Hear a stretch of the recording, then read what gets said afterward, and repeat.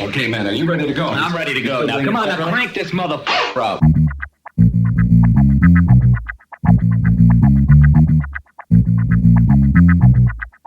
Break it down like this.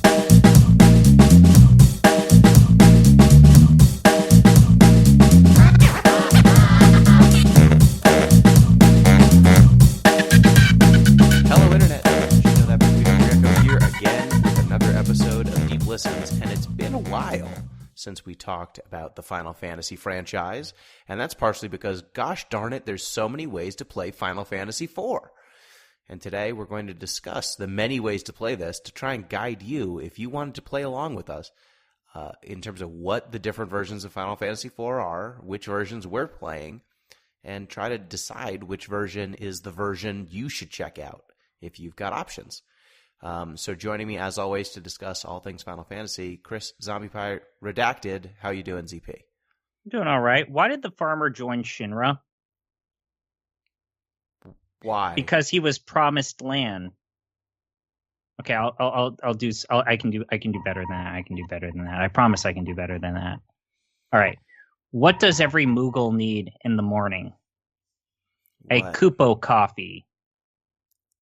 So, are you looking these up, or do you workshop these between shows?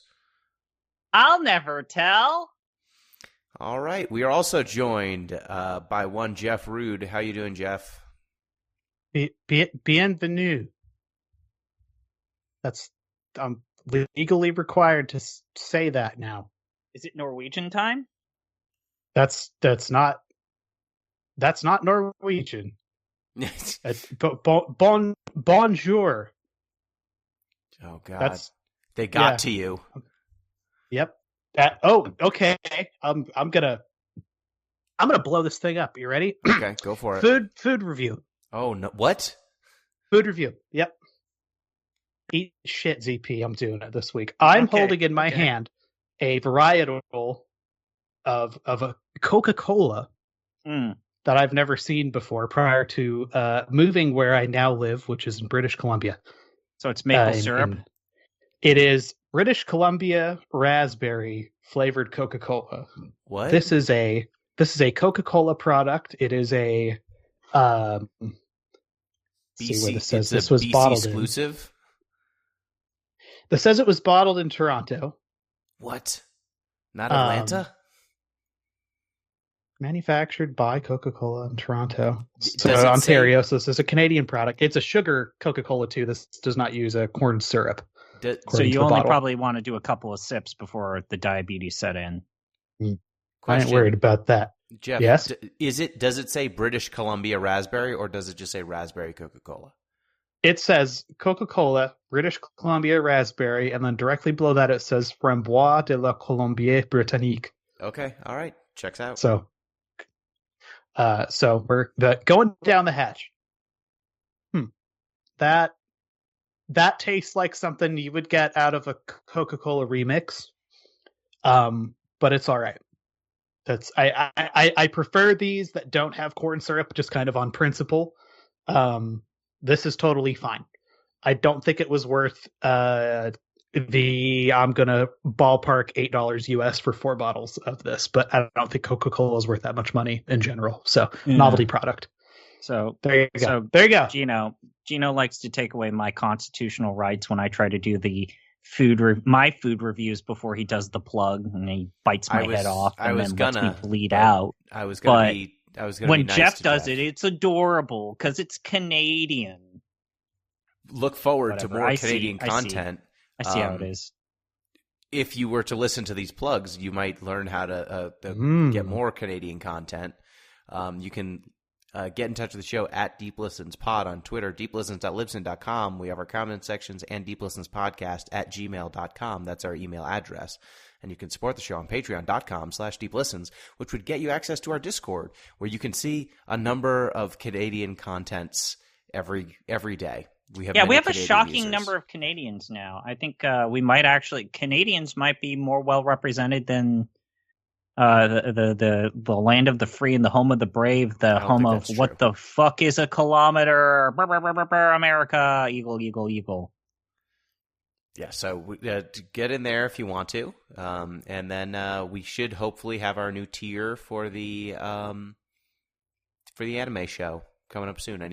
I'll get that going on the Patreon, yeah. so people can donate get that. money to make me force Pete to watch trash. We're ready. We got it. There's so much trash to watch. Excellent. Y'all need to pick what you're watching next so we can plug it. So figure that out and then announce it. All right. Bible Black. Are you happy now, ZP? I did the plugs immediately following Jeff. Is that okay? Who's Jeff? I hear you've got a food review.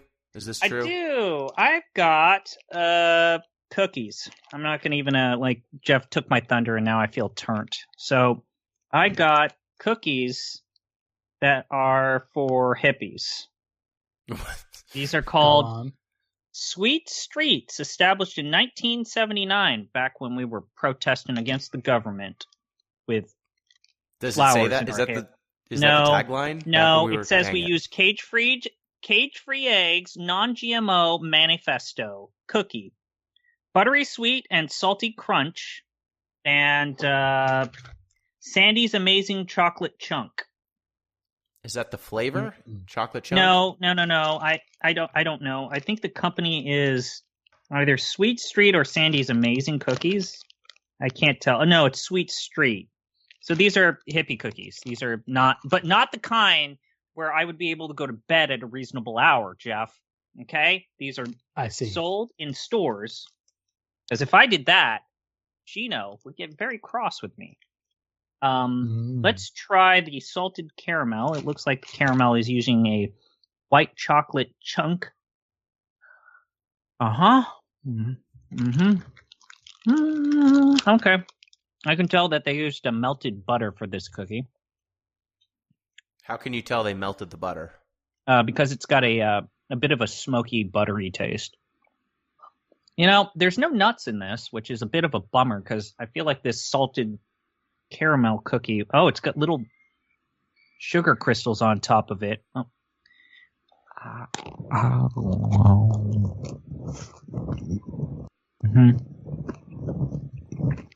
I don't like the sounds today. Jeff, they're usually not good. But am I wrong in saying that they're extra bad this time? That's good. Yeah, That's just good. been saving up a bunch of energy, you know. All right, so that was pretty good. I'll withhold my review. Let's do the chocolate chunk. Okay. So this is just non-GMO manifesto and cage-free eggs. Fuck chickens. In the cages, all I care. Okay. Jeff, what's the best cookie you've ever had? Ashley makes these really good peanut butter cookies that she'll put chocolate chips in, which is like pedestrian, but then she'll put just enough sriracha in there. Ooh. So they're like spicy. It sounds controversial. Okay. It is a little controversial, but they're like, give them a go. Be brave. Try something. That sounds excellent. ZP, have you finished chewing? No, I can't figure out if this has got nuts in it or not. If it has nuts, do we need to call a doctor? Please tell me you don't have a nut allergy. Please tell me you're not poisoning yourself live on microphone. No, I'm okay. Okay. I'll eat your nuts, Gino. Final Fantasy IV is a game. So the review is, I actually thought that the salted caramel was better because it's a unique flavor. It's got a smokier flavor. Really think that one's better. The chocolate chip here, mid, that gets a 3.5. This caramel, the only thing I would add is maybe some macadamia nuts to make it a full macadamia nut white chocolate cookie. Like those, the perfect shitty cookie, other than the awful supermarket icing cookies. And if you know, you know, the white cookies that have the weird icing like a that pound tastes of like icing paste. on them. Like, those are the right kind of shitty cookies. There are just some days where you just want to eat one of those. But yeah, sometimes you are depressed. That's the true. Costco combo pack cookie pack. All of those cookies are terrible, but they're the right kind of shitty cookie. So this chocolate chip, which also I think is a little pricey for what it was, the chocolate chip is mid. The salted caramel is better. I'll give that a 4. Good to know. Thank you for your review of these cookies and for making mouth sounds into the microphone again. Final Fantasy IV, Jeffrey, what is this game? Some might not know it as Final Fantasy IV. Some might know it as Final Fantasy II. What's up with that? America. So Final Fantasy I is a game from 1987, if I recall correctly. That game did not get localized in the United States until, again, just pulling off the dome, sometime in 1990, because it was a little big. The genre was unproven. It was an unknown quantity. Nintendo had some faith that it would sell. Nintendo was the publisher of record for Final Fantasy in North America, as they were for Dragon Warrior as well. The game which was known as Dragon Quest in Japan, which I think also came out in 89 or 90 over here. Anyway, there was a big gap between that game came out in Japan and when it came out in the United States, such that by the time it came out over here, Final Fantasies 1, 2, and 3 were all out in Japan, and 4 was like nearing the end of production. So, 1991 rolls around. Japan already has a Super Nintendo. Final Fantasy IV is a game that comes out early 1991 in Japan. It's like one of, the first 24 or so Super Nintendo games or Super Famicom games.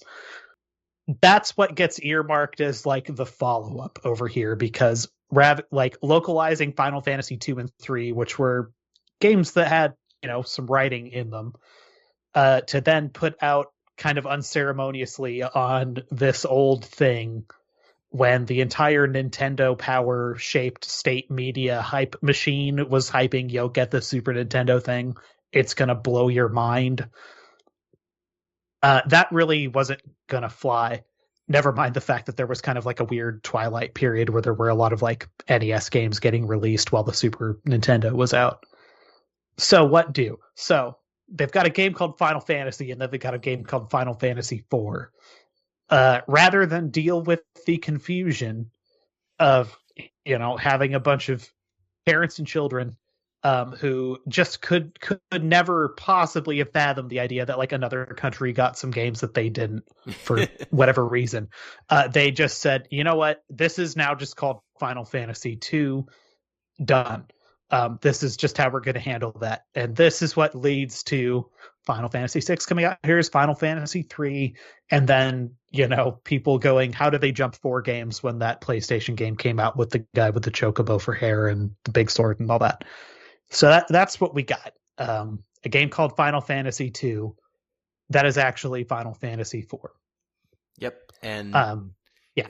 For a while, you had to be in the know. There was a time when you had to be up on reading game magazines and websites, etc., to realize that you had missed out on 3 games between the 2 games that were between 1 and 4, and then you missed out on 5 in the U.S. And so it just jumped straight to 7. It was like, what the heck happened here?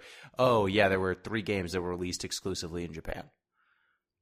Yeah, and, there's like fun shit that falls off the sides of that too. Like, 5 was at different points being considered for getting localized in North America, and I think they were going to call it, if I'm not mistaken, I think it was going to be called Final Fantasy Extreme, because it was for like pro gamers, right? Who are like, good at very easy games ultimately.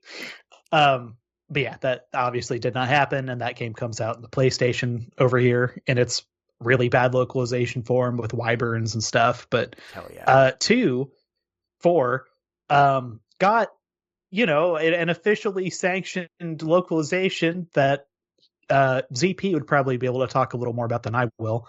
Sure. Because this is the introduction of a guy we've talked about a little bit at length already on this show, Theodore Ted Woolsey.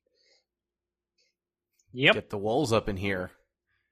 So Probably. ZP, tell the people who do not know about Ted Woolsey, who have not heard this, who this man? Oh, boy. So Ted, good old Ted Woolsey is a person who, boy, where do we even begin with Ted Woolsey? He was in a primary role for localization at Square Enix's North American division. It's odd to think, but Square Enix had a North American division because the production of Final Fantasy III had to relocate to Sacramento because one of the key personnel responsible for coding that game had their visa expire during the production of the game. We talked about this during the Final Fantasy III podcast. But Ted Woolsey spent about 5 years living and studying Japan, eventually getting his Bachelor of Arts in English Literature in the University of California, Santa Barbara. He then completed a master's degree in Japanese literature in the University of Washington. And he was actually tapped to begin his PhD studies until he basically quit and got a job with Square Enix's American office in Redmond, Washington, around 1991. Square Enix was not happy with the localization of their previous works. In particular, Final Fantasy I had some rough edges here and there, and also their other games, just generally speaking, didn't have the best work done. Square had basically no localization department at all, and Ted Woolsey, being this kind of up-and-coming guy who dropped out of a PhD program, offered to do it, but he had to have full carte blanche creative control of the translation of the games that he worked on, which Square Enix was fine with because it meant that, so we don't need to build a team? So his first project was actually the translation for Final Fantasy Legend 3, or basically Saga 3. And they wanted him to look at the translation of Final Fantasy 2. There was a weird thing here, but they wanted him to look at to avoid a repeat of previous bad translations to do this. And actually, if I recall correctly, Final Fantasy IV wasn't translated by him. But he was basically the person in charge because, these Final Fantasy games had a lot of, let's say, tweener, teenage swearing in them. Like, the word damn got used a lot. Shit got used a lot, but the context of using those words in Japan or Japanese are different than the way we would consider them in English. And so Woolsey had to strike the balance between, okay, I've got Nintendo breathing down my neck, I've got Square Enix saying that that the translation needs to not be shit, and then also I'm doing this by myself. And so he decided to have some fun, which included using the term "son of a submariner" in Final Fantasy VI, and not translating literally. And you know what? It actually all worked. Yes, because ultimately Japanese, when translated literally into English, reads really poorly, because Japanese is a language that is very contextual, and often there are words omitted deliberately that would be completely understood by a Japanese native speaker. And if you translate it literally, you get problems with, very simply, some Japanese jokes rely on puns or rely on rhyming. That does not work if you translate it literally, because the words are not puns or do not rhyme in English. And the first big problem with Final Fantasy IV is the original translation of Final Fantasy IV is atrocious. Oh, it's bad. So, for example, the spell holy is translated as white, which is a bit of a problem because you have a white mage, and so here's this word white. The Tower of Prayers in Mysidia was renamed the Tower of Wishes. References to death were omitted. Anything that resembled even the slightest bit of a tit was removed. All of the crosses that were Judeo-Christian religious references, they took out and replaced with different iconography.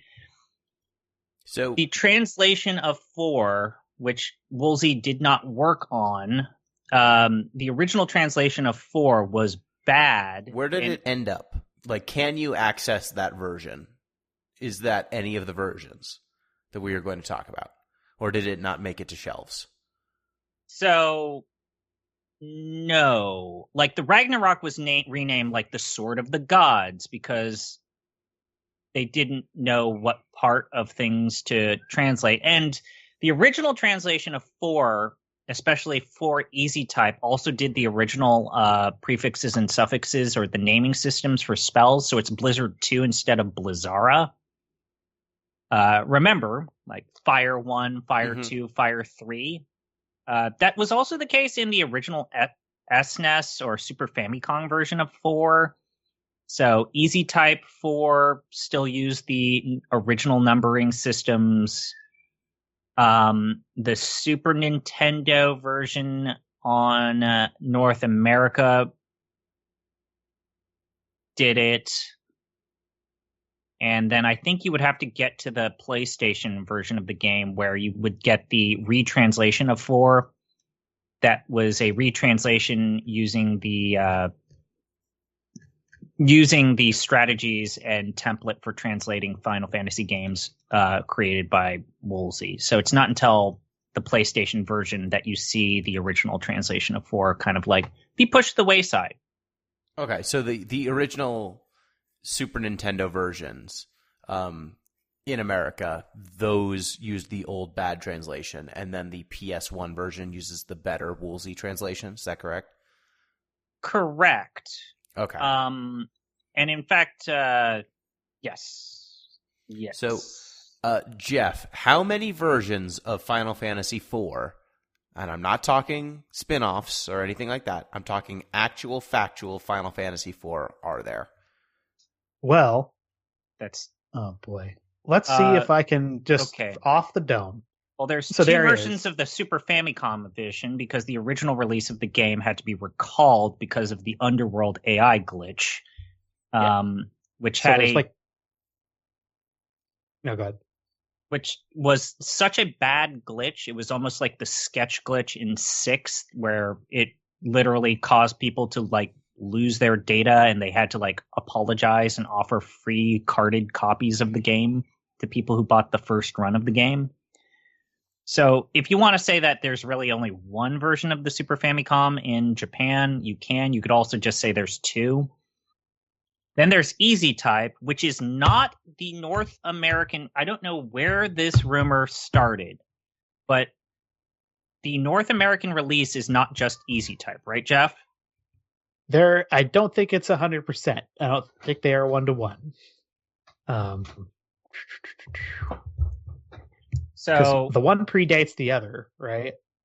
And then, Gino, your question is made ever so complicated because depending on who you ask, there are multiple versions of the 3D remake.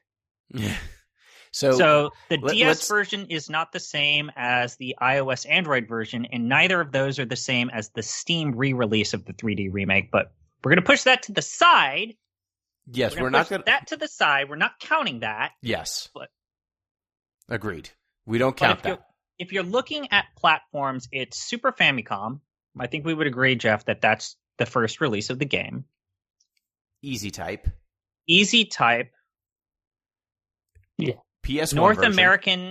American SNES version. Yep. So we're at 3 now. PlayStation. 4. PlayStation just in general. WonderSwan. The WonderSwan Color. And then this is the big debate is the GBA version.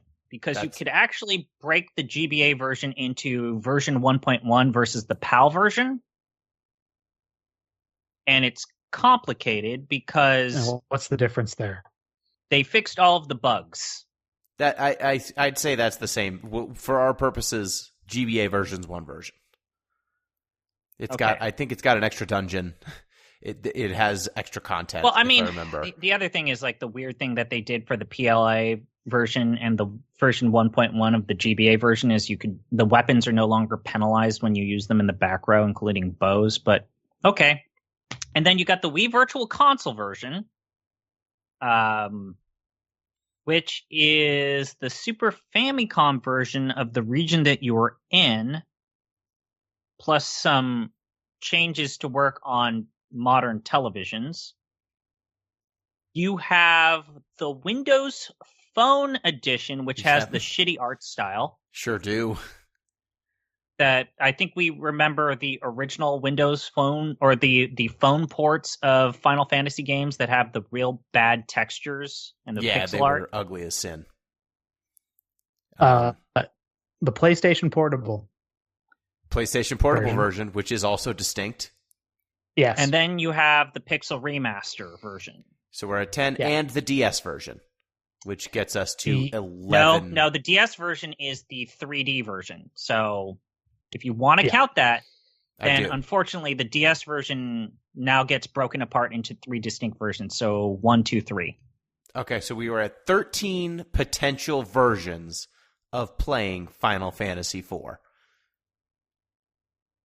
Yeah. And ridiculous. One could look at this and say, this is a game that they have gone to great lengths to keep in circulation in ways that they've just simply not done for other entries in the series. You could look at it and say they've continued to make improvements to this game over time. You could... There's a lot of ways you could slice why they've done this with Final Fantasy IV specifically. Without getting too deep into it, I think one of the main reasons why they've done this is it's seen as a very important game internally for them. Kind of a turning point for them, especially for the value of storytelling. Yes. This is the first Final Fantasy game that really has individualized characters. Well, 2 has that too. So like 2 and 4 both try to tell a story with actual proper characters that are named and, you know, have world events that significantly matter. You know, characters with backgrounds and histories. 4 definitely just has more depth of character than 2. Jeff, you've talked about this, but the turning point happened during the production of 3 when a fire broke out in his family home, and basically his home burned down and his mother was killed in the fire. Who is he in this case? Hironobu Sakaguchi. The Gooch. And he during that kind of led him to going into a bit of a dark point, which led to an attempt at storytelling and a switch to, let's say, some character strife that had not been present in previous entries, or at least to the degree that 4 and 6 and then eventually 7 have. But so what versions of this game are we planning to play when we do our proper playthroughs of this game? Because I believe we are each playing different versions. Jeff, what version are you playing? So I have already gotten a good chunk into something that's going to be marginally more complicated for anyone who wants to join me. Because I'm playing the Final Fantasy II, I think it's the Revision 1 release, the North American version for the Super Nintendo, with the most recent update to the Naming Way Edition fan patch to the game. So what the hell is that? That is a retranslation of the entire script of Final Fantasy IV, with a broad focus on making it a little more in line with the Japanese text, while also not being like the worst possible version of that. It is not a dry, literal, frankly bad translation. It's actually a pretty well-considered, long-standing fan project. So far, I'll say that translation has been pretty good. The issue with that is a translation that was hosted on a site called romhacking.net. Yeah. And that for, the better part of 20 years was a very good, lively repository for fan projects for basically doing all sorts of stuff, translations of Japanese games, total conversions, ROM hacks, all sorts of fun stuff, you name it. And for reasons that I don't really understand or care to, I can't understand. I want to underline that like 4,500 times. I really don't actually care. That site is now basically in archive mode. Some what I would characterize as forum bullshit has gone on. And that is now basically if I were to just go in here and just for argument's sake, click on a translation. So it looks like downloads are still hot here, but my understanding is basically everything has been mirrored over to archive.org. Internet which Archive, is great yeah. because and that's cool because that's a website that I feel like every day we roll the dice on if that's going to get turned off permanently or not. But yeah, and they're one lawsuit away, Jeff. Lawsuit away. So maybe go check them out. Did I mention hard drives are real cheap anyway? And by the way, let me say there's already some really nice put together versions of this, game file plus this fan patch that are just out there. They're just out there. You can find them. So that's what I'm doing. I'll say so far I'm enjoying the translation and not really enjoying the version of the game for reasons I'll get into later. So that's what I'm doing. It's basically the North American release of the game, but with a better script. Okay, the SNES and version. the spell names are familiar. Yeah, the Super Nintendo version. Yeah. Excellent. ZP, what version are you playing? I'm actually doing something that is deeply not recommended. I am playing the Pixel Remaster version for an hour to 2 hours, and then I'm playing the 3D remake that was re-released on Steam for an equivalent number of hours, and then taking notes as to how far I get into one and what I experience in one, and comparing that to the nether version. So I'm actually playing the game twice. Okay. I am just playing the actual original DS version, the 3D DS version. All right. Oh, boy. Yeah. Okay. This is the Devil's Three-Way right here. So I've started playing. I would say my version, so far so good. It's a little slow, but that's because it's a DS game, so the frame rate's not great and it runs a little slow. That was the Alundra team, if I recall correctly. That was Matrix Software, because their logo pops up on the Steam version. I don't know if it was entirely them for the original game. But for those of you that know, these are the people who made Alundra. So you watch your tongue, Gino. This is a legendary developer circa 20, 30 years ago. We're all going to die. Time is eternal. Well, so far so good on my experience with the game. It definitely has a graphical update. It has voice acting. It has a number of features that the original game didn't have. Like it's got you can full teach motion characters video abilities. It's got full motion video. Yep. There's a bunch of stuff going on. It is functionally a different game than the version you're playing, Jeff, which is I think the simplest version that this game ever is.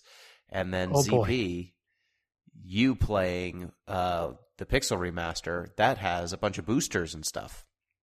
Yeah, I don't, generally speaking, use the boosters ever for the Pixel Remaster versions of the game. But you have them if you want to. They exist, and yeah, it's a very thing. But I am, like I said, I am also playing the 3D remake that was re-released on Steam, and I have to say, the fact that Square has recognized that this 3D remake is a fundamentally different game, and they refuse to erase it from the record books, is maybe the nicest thing they have ever done to a re-release of a game of theirs.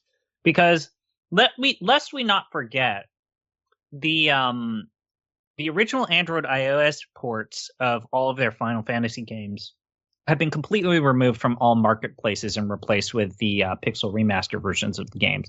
You might be thinking that's a great thing. That's awesome.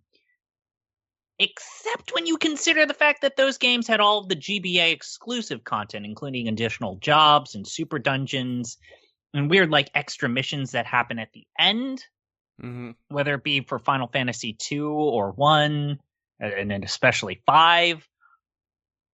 They've always been very protective and kind to this 3D remake for this game, and that's been heartwarming at times. It's merciful because you can buy 2 versions of Final Fantasy IV on Steam, and it's a bit weird when you type Final Fantasy IV and you get 2 results. But it has made me realize how much of a fundamentally different game that 3D remake is. Like it's good that they put in all of those scenes and all of those extra things, but it also makes you realize, I think I kind of appreciate the original game to a degree with how simple it is and how it is very obviously going with representing parables and like Chinese opera. And all of the stuff that they added with the 3D remake makes it feel like a more traditional heroic cycle. Yeah, and I think that as we like play through the game, we will note there will be some differences, right? Like there will be mechanics that ZP, you and I experience that Jeff flatly won't. Jeff, are you playing the easy, the simple version, or the regular difficulty version? Unless I'm straight tripping, there is no difficulty toggle in that North American version. Okay. However, they have made that game notably easier in its North American version, and I have opinions about this. Yes, so we will go into that when we cover. But we just wanted to do a little show to give you a little bit of this background to save it from the first episode, that episode isn't incredibly long, and also so that y'all can play along with us to know which versions we're actually playing. I think I will. Before we move forward, yes, and Jeff, maybe you can help me out. Let's just go down. Like let's say we have maybe an audience that is a bit bigger than we sometimes give ourselves credit for, gents. What versions of Final Fantasy IV would you, at the very least, not recommend people touch? So obviously, I think the phone versions of 4, which are now defunct or discontinued, don't play those. Don't touch those. Don't make direct eye contact. Yeah, I would say do not touch the phone version. Do not touch... I mean, the PSP version you could mess with. I don't think you need to go there. And I don't think, Jeff, bless your heart, I don't think the original SNES version is the one you want. I think the PS1, GBA, DS remake, and Pixel remaster are probably the ones that are solid. I just think that the SNES version is a worse version of some of those later remakes in a lot of ways. And then the PSP version, it's just hard to get a hold of and is pretty similar to some of these other versions. But yeah, you can pretty easily get your hands on the PS1, GBA, or Pixel remake. And then the DS version and the 3D remakes are just a very different game. And so you kind of need to ask yourself, do you want to play the Pixel versions or do you want to play the 3D versions? Jeff, do you think that's a fair summation? I look, I don't like the GBA version of this game. The GBA version was the version that I played in high school, so I have a lot of familiarity with that version, and I kind of like it. But it's got the GBA music that all those GBA Final Fantasy games have, which I'm not particularly fond of. It has some additional content, which is of, I'm sure someone's excited for that. To be honest, I would recommend, if the Pixel remaster didn't exist, I would encourage people to go find in sneer quotes the PSP version, just because the sprite work is redone in that game and it looks very nice. And I have it on Goodby authority that it scales up pretty well if you say found a way to play that on a non PSP device. It also has, for better or worse, the after years stuff in it, so that's cool. Just tune in for those episodes. Which, if you want to get an idea as to what the original mobile phone version of Final Fantasy IV looked like, play the After Years, because they used the same art and they didn't redo the After Years. But yeah, at this point, I would recommend the Pixel remaster version of this game, unquestioningly. I'll get into why. I would not recommend any of the Super Nintendo releases. And honestly, well, I guess you said you're not playing this, Gino, but the thing I think I know about all those PS1 versions of these games is even with 4, there's a little bit of load time. Yes, that is just a true. tiny little scush. The PlayStation versions do have load times. Yeah, and 4 is not that bad. Chrono Trigger is not that bad. 5 is kind of bad. 6 is pretty bad on the PS1. That's my recollection, having poked all of those. You are correct there, and so that is definitely a consideration. Like, you could probably cut the PS1 version out and just go to the remaster, the Pixel remake. Like, that is probably the best way to play a pixelated version of this game at this point. I want to also say this. I think I am a pretty big stan for the 3D remake. I don't think that should be your first go at Final Fantasy IV. I think you're doing the game and the original vision of this game a huge, massive disservice by playing Final Fantasy IV, the 3D remake being your first impression of 4. So I want to also say that the game is harder, like, just flat out. And I kind of like the game being a bit of a breezy journey versus the DS, Steam, and Android port of the 3D remake just sometimes caving your teeth in when you least expect it. All right. Well, there's our guide on which versions of Final Fantasy IV to play and a little summation of which ones we're playing. So are y'all looking forward to actually getting into this game next time we discuss it? Sure. I mean, I think that we've joked about it. Is this the last truly great numbered Final Fantasy game we have on the table? Ooh. Like, what goes after this? I mean, we played 1, we played 2, we played 3. This is going to be 4. We played 5, we played 6, we played 7, we played 8, played 9, played 10. We even played 11, 12, 13, all versions of 13. We're not going to talk about the one that comes after 13. We played 15. 16 seems like a controversial game that people haven't been talking about, but I mean, it's got to be either 16, 7 remake / rebirth, and 14. Some game that M really likes. I don't know. Yeah, some game that we'll eventually have to cover. M's a big Final Fantasy adventure fan. Yeah, absolutely. Yeah, this isn't really related to this show, but every month or so, I have been like going, oh, wait a minute, what's the status of this PC port of 16? Go online and be like, is there a single update to any of this? Apparently someone at Square earlier this year said something to the effect of it's in like the polishing stage. The official quote is final stages of optimization. That's from one Yoshida Naoki. So that was in March. So I'm like, I'm kind of waiting on that because it would be neat to play that game. It would be neat to play this other Final Fantasy too. This 7 Rebirth thing. That would be neat. but I'd settle for either.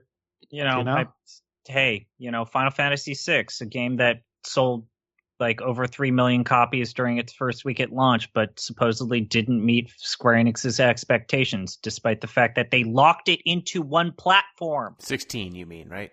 16, yeah. Okay. Square Enix, a poorly run company. You might have heard us talk about this before. I would say that most likely Rebirth will be the next good numbered game we play, if we count that as a numbered game. And as someone who played some Rebirth and then fell off because I had to play other games, that's a game that I would want to revisit.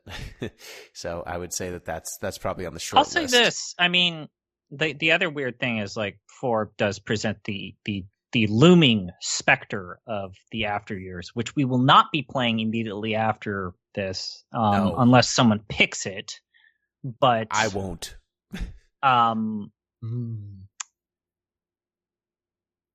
There's not a lot of, like, okay, if we discount mobile games, Jeff, there's not like trash either. I mean, unless we start playing like goddamn fucking weird spin-offs, like Gino wanted to make us play a kart racing game at one point because he's sick in the head. He's sick in the head. I will eventually make you play that kart racer. He's going to tell us that Chocobo racing is good. I will at some point, but not yet. I mean, look, I have at least one it's out there pick for this show that we'll get there. Too. I got some stuff. Like, honestly, maybe once we clear out 4, maybe the thing to do is scrape together a couple like entries together before we dive into some we do grab bags, Gino. Or some shit. We do grab bags on Off the Deep End, and you've done grab bags on the main podcast, but we could probably justify a grab bag episode of like weird shitty spin-offs. Oh, we definitely could. One day. I mean, you can beat Chocobo Racing in an hour. I don't think we need to do an entire show just I don't think we need to do an entire show on Guys. No, we don't. But we do need to do a show that involves We need to do a show, but we don't need to do an entire show on Guys. We will revisit this. Yeah. All right. And I'm going to play the arcade version of Guys. I'm going to track down a cabinet, and I'm going to play it. Good luck to you. Yeah, you tell me where you find that. So that I think concludes our breakdown of the different versions of Final Fantasy IV. So for the record, Jeff is playing the SNES US version. I am playing the 3DS 3D version. ZP is playing the Pixel Remaster and the Steam 3D version of the game. And we would recommend, if you were playing this game, to find whichever 3D version you can get your hands on. Those are all pretty solid. And the Pixel Remaster. Those are probably your best bets. Or the PSP version if you have a PSP and want to venture into the after years as well. So with that, I think that'll conclude our intro Final Fantasy IV podcast. Next time, we will probably cover about half the game, I'd bet, and then probably a following episode where we wrap it up. Does that sound fair? Where do we want to stop for the first FF podcast for those who want to play along with us? What do we think, FF4? How far in? Which character dying should we stop Let's just say after? I'm playing a version where they like don't really die. Yeah, there's not a lot of death. Well, which fake out death? Yeah. Or the real death. Maybe we could go with the one character who really dies and stop after they really die. Sure. Okay. Yeah. I think that's a good one. I think that's roughly halfway into the game. Okay. Sure. All right. Deal. Well, thank you, ZP. I hate that. Thank you, Jeff. I'm sorry, I can't. And thank you, dear listeners. I apologize for what just happened to your ears. Reminder, you can get in touch with the show at at DeepListensPod on Twitter, deeplistens.libsyn.com. We have our comment sections, and deeplistenspodcast@gmail.com. That is our email address. Please support the show on patreon.com/deeplistens. Until next time.